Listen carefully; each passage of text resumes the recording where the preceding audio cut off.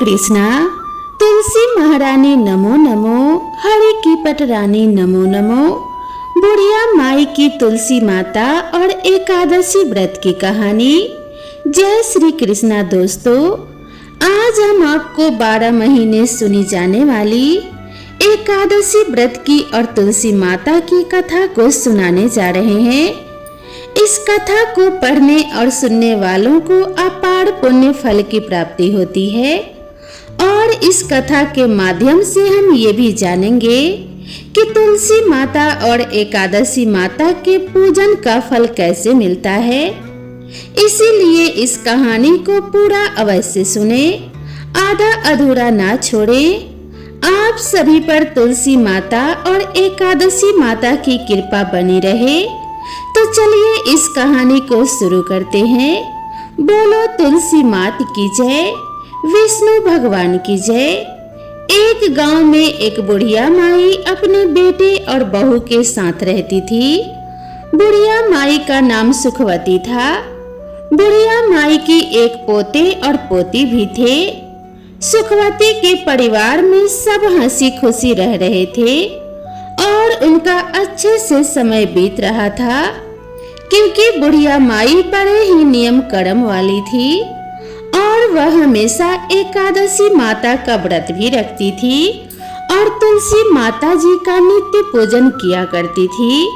वह तुलसी जी को नित्य जल देती। वह सुबह उठती, तालाब पर जाती, स्नान करती और तुलसी जी की पूजा करती थी। तुलसी जी को प्रणाम करती और तुलसी जी के नीचे घी का दीपक जलाती थी। तुलसी जी की नियम से आरती करती और तुलसी माता के भजन गाया करती थी। ऐसे ही बुढ़िया माई के दिन बीत रहे थे। सुखवती की जो सखियां थी वह भी सुखवती के पास बैठकर कथा कहानी सुनती थी और अपना ज्ञान बढ़ाती थी। एक बार की बात है, सुखवती अपने सखियों के साथ बैठी हुई थी। उसकी हम उम्र सहेलियां भी बैठी हुई थी, जो कि संख्या में 7-8 थी।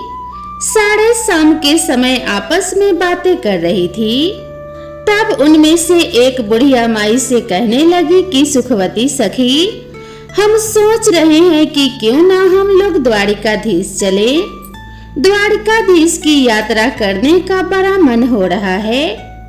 तो उनमें जितनी भी औरतें बैठी थी, जो कि सुखवती की सखी थी, सब कहने लगी, अरे यह तो बहुत अच्छी बात है। हमें अपने जीवन में द्वारिकाधीश के दर्शन जरूर करने चाहिए।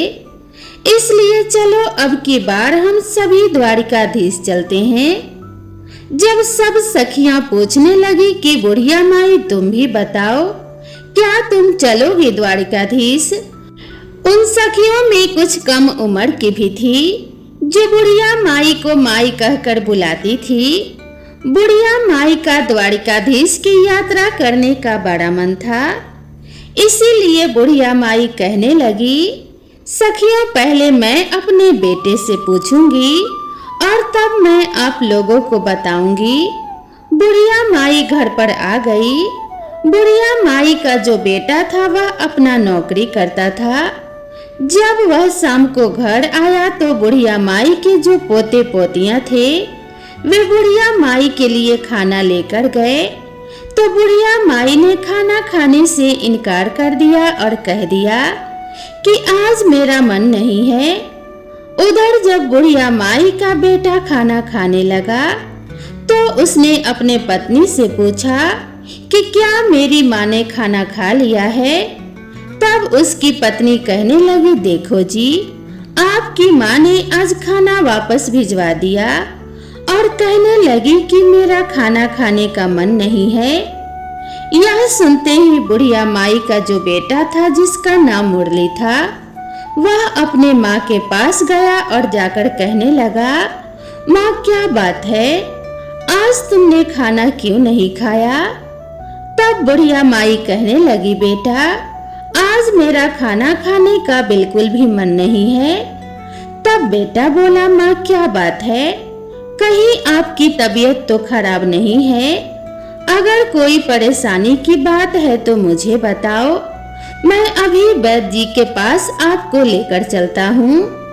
तब बुढ़िया माई कहने लगी कि नहीं बेटा, मुझे कोई भी परेशानी नहीं है, बस मेरा मन द्वारकाधीश की यात्रा करने का कर रहा है।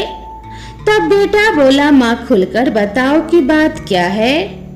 तब बुढ़िया माई ने शाम को हुई अपने सखियों के बीच की सारी बातें अपने बेटे को बता दी कि बेटा, मेरी 8-10 सखियां द्वारकाधीश की यात्रा पर जा रही हैं और मेरा भी बड़ा मन है कि मैं भी द्वारकाधीश की यात्रा पर जाऊं। इतनी बात सुनकर बेटा बोला कि माँ तो कोई बात नहीं, इसमें इतना सोचने वाली क्या बात है, मैं तुम्हारी यात्रा पर जाने का प्रबंध आज ही कर देता हूँ, तुम यात्रा पर चली जाओ। तो बुढ़िया माई बेटे के मुंह से यह वचन सुनकर बड़ी खुश हो गई और वह अपने द्वारकाधीश का ध्यान करने लगी और कहने लगी, बेटा पर मेरी एक और चिंता है। तब बेटा बोला, माँ बताओ अब क्या बात है। तब माँ बोली, बेटा अगर मैं द्वारकाधीश की यात्रा के लिए जाऊंगी तो कम से कम 4-5 दिन तो लग ही जाएंगे और फिर उसके बाद मेरी जो आंगन में तुलसी रखी है उसे कौन सींचेगा, उसकी कौन पूजा पाठ करेगा और कौन उसकी आरती उतारेगा। तब बेटा बोला, माँ तुम बिल्कुल भी चिंता मत करो, तुम्हारी बहू यह सारे काम कर लेगी, मैं उससे बोल दूंगा, वह तुम्हारी तुलसी जी की पूजा कर लेगी। अब बुढ़िया माई निश्चिंत हो गई और वह कहने लगी कि ठीक है बेटा। और अगली सुबह बुढ़िया माई की द्वारकाधीश जाने की तैयारी होने लगी। बुढ़िया माई का बेटा अपनी पत्नी से बोला कि सुनो भाग्यवान, मेरी माँ द्वारकाधीश की यात्रा पर जा रही है, इसीलिए मेरी माँ के लिए काजू बादाम के अच्छे से लड्डू बना दो ताकि रास्ते में मेरी माँ को कोई परेशानी ना हो। जो बुढ़िया की बहू थी वह मन ही मन सोचने लगी, मुझे तो एक दिन के लिए भी मायके जाने नहीं देते हैं, उनके काम बिगड़ते हैं। और अब देखो बुढ़िया माई आराम से 4-5 दिन की यात्रा के लिए जा रही हैं। चलो यात्रा के लिए जा रही हैं वह तो ठीक है, अब इनकी पूजा पाठ का काम भी मुझे सौंप कर जा रही हैं। बुढ़िया की बहू कुछ कह तो नहीं पा रही थी, लेकिन उसने मन ही मन एक साजिश रची। उसने अपने पति से तो बोल दिया कि ठीक है, मैं माँ के लिए गोंदगिरी और बादाम काजू के लड्डू बना दूंगी और उन्हें एक डब्बे में भर के माँ जी को दे दूंगी। बेटा तो सुबह नौकरी पर चला गया और जो बुढ़िया की बहू थी उसने क्या किया कि जो तुलसी जी का गमला था जिसमें तुलसी लगी हुई थी, उसमें से उसने तुलसी जी को जड़ से उखाड़ लिया और जड़ सहित उसे एक पीतल के डब्बे में भर दिया और अपनी सासू माँ को थैली में रखकर दे दिया और बोली कि ये लो माँ जी, इसमें गोंदगिरी और काजू बादाम के लड्डू हैं, आप इन्हें रास्ते में खा लेना। और बुढ़िया माई अपने बेटे बहू को आशीष देती हुई अपनी तीर्थ यात्रा के लिए चलते समय अपने बहू से बोली, बेटी मेरी तुलसी जी का ध्यान रखना। बहू बोली कि ठीक है माँ जी, आप बेफिक्र होकर जाइए। अब बुढ़िया माई ने तो आशीर्वादों की झड़ी लगा दी। वह कहने लगी, बहू ने तो मुझे काजू बादाम के लड्डू बनाकर दिए हैं। बुढ़िया कहने लगी, दूधो नहाओ पुत्र फलो, लाखों में बैठो करोड़ों में उठो, दिन दूनी रात चौगुनी तरक्की करो। उसके मुंह से तो आशीष फूटे जा रहे थे और सौभाग्यवती रहो, मेरे बेटे का काम धंधा अच्छा चले। अब वह तरह तरह के आशीर्वाद देती हुई बुढ़िया माई अपने सखियों के साथ जा मिली। अब सारी सखियां और बुढ़िया माई द्वारकाधीश की पैदल यात्रा कर रही थी। यात्रा करते करते उन्हें शाम हो गई। शाम के समय जब वह थक गई तो एक जगह उन्होंने देखा, वहां पर बैठकर वह विश्राम करने लगी और अपना अपना खाने पीने के लिए जो भी सामान लाई थी वे सब निकाल कर खाने लगी। तब बुढ़िया माई ने अपना डब्बा खोलकर देखा तो उसमें घी से बने काजू बादाम के लड्डू भरे हुए थे। बुढ़िया माई ने आधा लड्डू खुद खाया और आधा लड्डू सभी सखियों में बांट दिया और भगवान का भोग भी मन ही मन लगा दिया। अब सब सखियां कहने लगी, अरे सुखिया, क्योंकि उसका नाम सुखवती था तो सभी उसे सुखिया भी कहते थे। अरे तुम्हारी बहू तो बड़ी अच्छी है, देखो तुम्हारी बहू तुम्हारा कितना ख्याल रखती है। तुम्हारी बहू ने तो तुम्हारे लिए घी के लड्डू बनाकर दिए हैं। और तुलसी माता को याद कर रही थी। चलते चलते अब वह सारी सखियां द्वारिकाधीश पहुंच गई। तो जब वे सारी वहां पहुंची तो शाम का समय हो रहा था। शाम का समय था तो वहां पर बहुत लंबी भीड़ लगी हुई थी, काफी लंबी लाइन लगी हुई थी द्वारिकाधीश के दर्शन करने के लिए। तो बुढ़िया माई मन ही मन सोचने लगी और आंख बंद करके ही, प्रभु जी इतनी लंबी भीड़ है, अगर मुझे आपके दर्शन नहीं हुए और पट बंद हो गए तो मेरा तो यहाँ आना ही बेकार हो जाएगा। तभी बुढ़िया माई द्वारिकाधीश से मन ही मन अपनी प्रार्थना कर रही थी कि हे प्रभु, एक बार जीवन में मुझे दर्शन दे दो। मैं बड़ी दूर से आपके दर्शनों की अभिलाषा लेकर पैदल चलकर आई हूँ। हे प्रभु, आपके दर्शनों की प्यासी हूँ। अब बुढ़िया माई की आंख खुली तो देखा उसने एकदम से चमत्कार हो गया। वह तो लाइन में सबसे आगे खड़ी थी और द्वारिकाधीश जी सामने थे। बुढ़िया माई की तो हैरानी का ठिकाना नहीं रहा।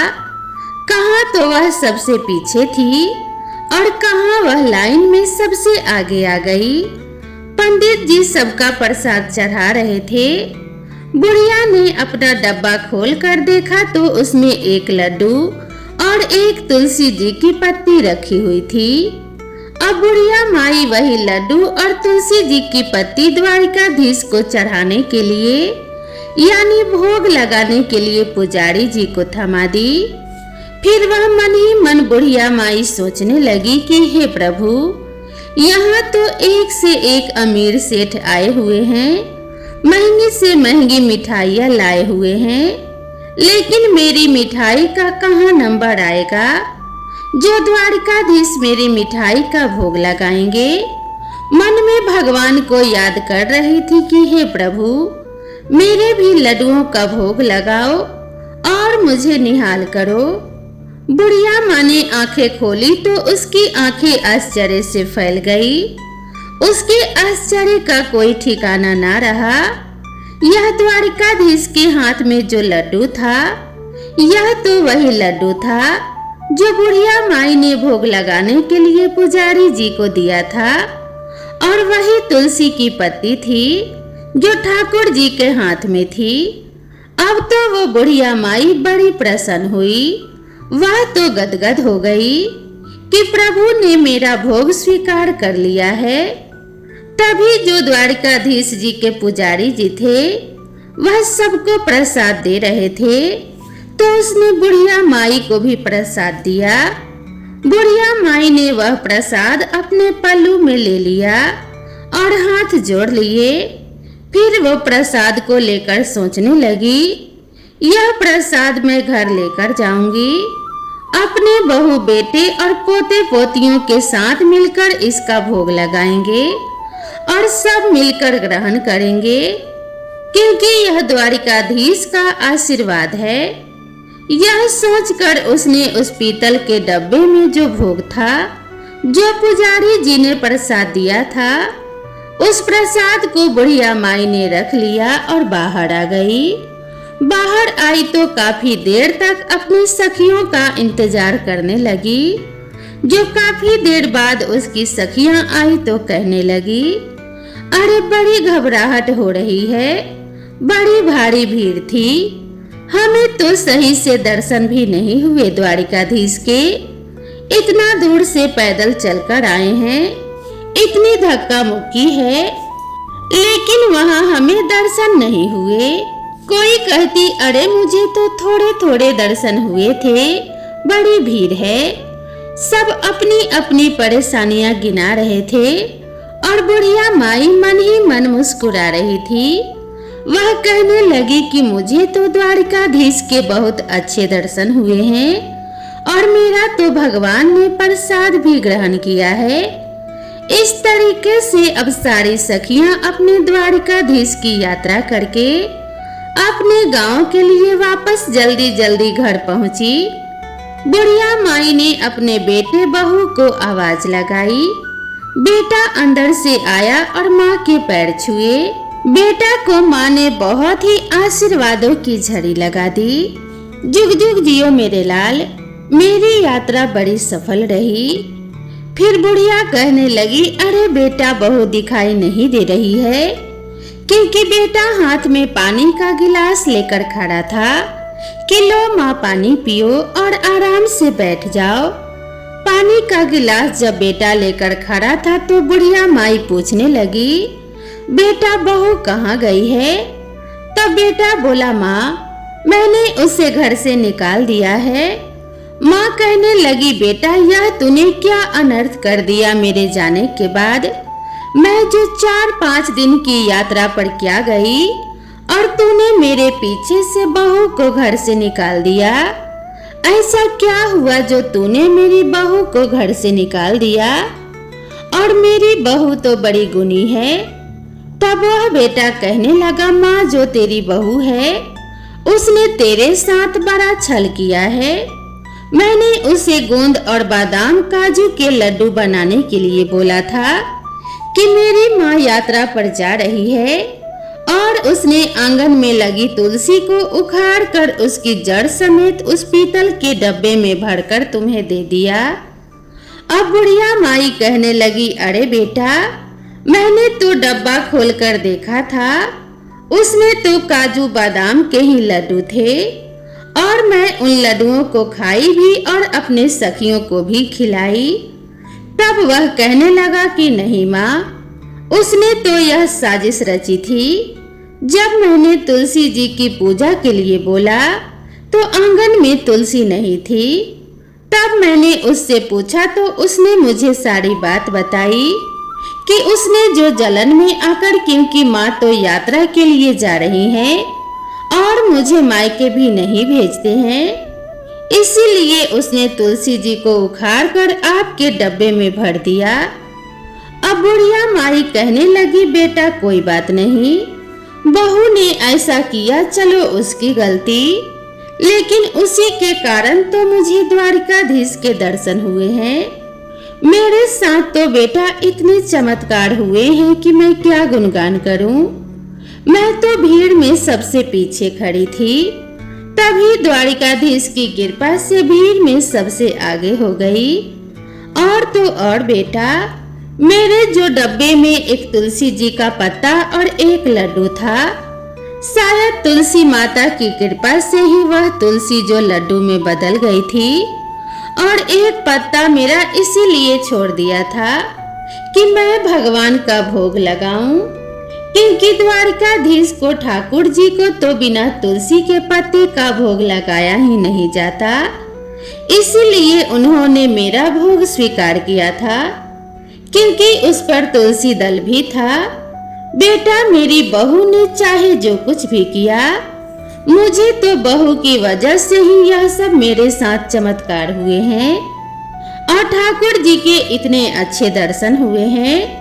मैं तो द्वारिकाधीश की दर्शन करके निहाल हो गई। बेटा तू अभी जा और जाकर बहू को उसके मायके से लेकर आ। बेटा अपनी माँ की बात को क्या टालता, बेटा चल दिया अपनी पत्नी को उसके मायके से लाने और अपनी पत्नी को लेकर आ गया।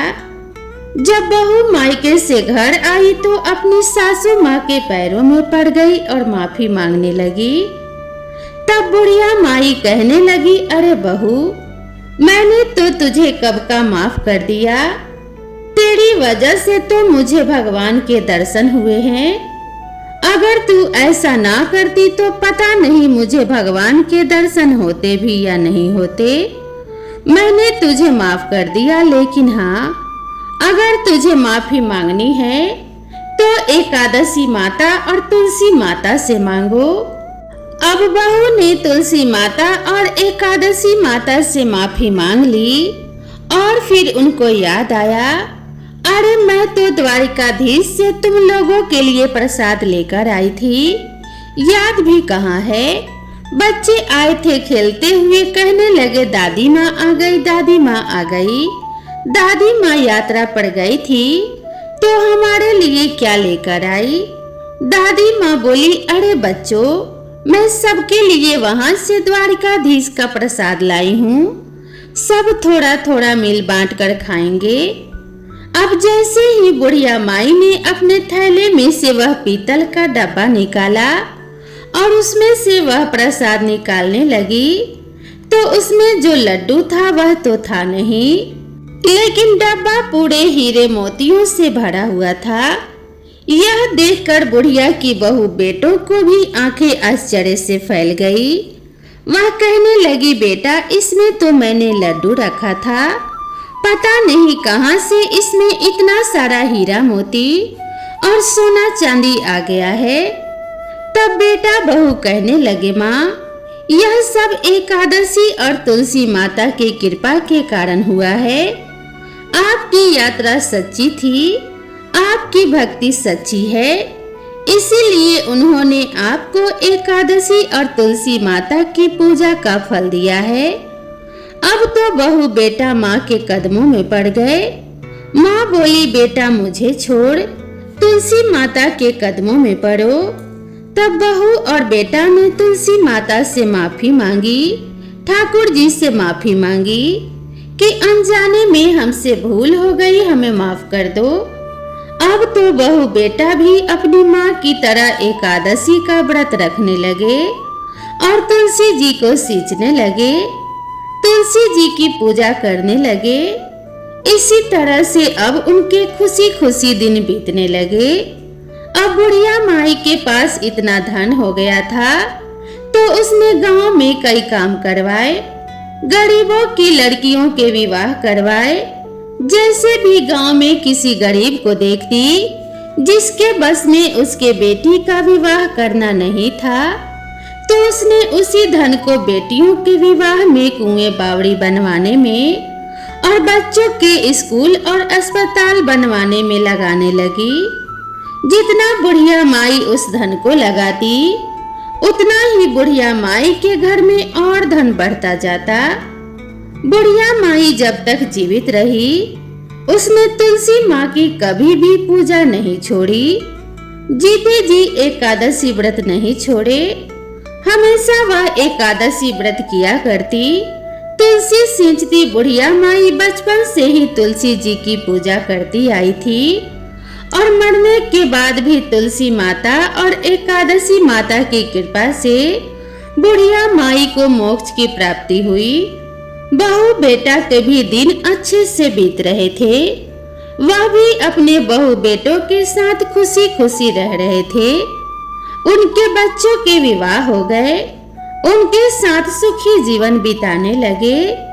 हे तुलसी माता, हे एकादशी माता, हे भगवान विष्णु, हे माता लक्ष्मी, जैसी आपने बुढ़िया माई के ऊपर कृपा करी वैसे ही जो यह कहानी सुन रहे हैं और जो यह कहानी कह रहे हैं उन सभी के ऊपर कृपा करना। तो सभी मिलकर प्रेम से बोलो तुलसी माता की जय, बोलो एकादशी माता की जय, बोलो भगवान विष्णु की जय, माता लक्ष्मी की जय। तो दोस्तों, आप सभी को यह कहानी कैसी लगी कृपया कमेंट करके जरूर बताएं। वीडियो पसंद आया हो तो वीडियो को लाइक करें और अपने सभी दोस्तों के साथ शेयर करें और कमेंट बॉक्स में जय श्री हरि विष्णु लिखना ना भूलें। दोस्तों, तुलसी माता की कृपा से आप सभी के घर में अन्न के भंडार भरे रहें। इसी कामना के साथ आप सभी से विदा लेते हैं। मिलते हैं नई वीडियो में नई कथा और नई कहानी के साथ। तब तक के लिए राधे राधे।